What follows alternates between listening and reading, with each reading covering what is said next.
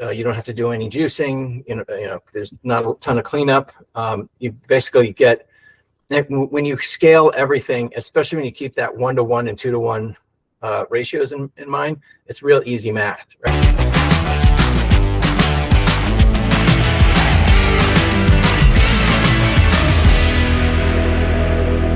I feel like in today's world, there's always a holiday right around the corner all year long. So whether we're talking about a specific holiday or like a birthday party or just a group of friends, Fresh Victor for large groups. Let's talk about what the best way is to scale it, whether it's 5, 10, 25 people, 50 people, 100 people. What are any tips you have for using these drinks for a bigger party of people? I definitely think batching is the way to go, especially Fresh Victor makes it so easy. You don't have to do any juicing. There's not a ton of cleanup. You basically get, when you scale everything, especially when you keep that 1-to-1 and 2-to-1 ratios in mind, it's real easy math, right? So you can do it on a calculator on your phone. I have spreadsheets for it, but if you're doing 2-to-1 or 1-to-1 and just 2 ingredients, you want to look at the size of the container, the biggest container you have, or the container that you have to dispense from, whether it's like a nice big glass one with a tap on the bottom, or if you're using a punch bowl or whatever it is. You want to figure out what the volume of that container is. The next thing you want to do is decide when you're going to be serving and when you're going to be prepping. So if you're going to prep it right at the time people show up and put it out, or if you want to make it ahead of time and put it in the fridge, either way, I would recommend diluting it. So again, if it's a margarita, say you make a big batch of margaritas, a perfect, like I said, whether if you use a 750 versus a 64-ounce bottle of Fresh Victor or 4 16-ounce bottles, you're going to make 25 to 32 drinks.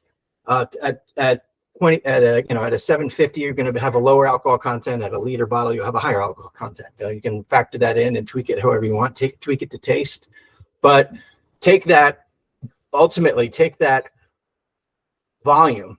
And I have like a glass pitcher that's like this big, right? It's 64 ounces. So I'll plan to make a 64-ounce drink, and I'll make it without ice, and I'll dilute it. So I'll cut it back and I'll say, what's going to make 64 ounces with water included? And if you just say 20%, you can, it does take some math, but you can pare it back and add the water and just pop in the fridge. And then all you have to do is take it out and pour it in people's glasses. Or if you're going to put it in a punch bowl, you just put it in that thing, put it in a spaghetti pot in the fridge, put it in whatever you have to contain it, and just go dump it into the punch bowl, throw your ice in and garnish, and you're done. So it's all about understanding the size of the vessel that you can batch into and keep it in, and the size that how you're going to serve it. You can make a big thing and then and put something smaller out, like a carafe, and just keep refilling it. But if you have that all batched and done ahead of time, it's so much easier. And I have recipes for that because I've made them for the press. I've made them for bars and restaurants. I've made them for my own parties. So I've got lots of those things. And when I design recipes for Fresh Victor, I generally try to create a non-alcoholic version, a low alcoholic version, and a batch recipe that's somewhere around a 64 ounce, because a lot of those pitchers that you get at Target or supermarket or wherever are going to be 64 ounces. Sometimes it's a gallon. I have a gallon cooler that I can take to the beach, and I'll make batches of that to just boom, boom, boom, throw some ice in it and take it to the beach or take it to the park or wherever I'm going. So for personal consumption, I generally don't see batches coming in above a gallon. But even if you make, you make a pint becomes a quart becomes a half gallon becomes a gallon. It's all easy math. All right, cheers. I hope you all have a great holiday season, and thank you all for being here with us today and joining us.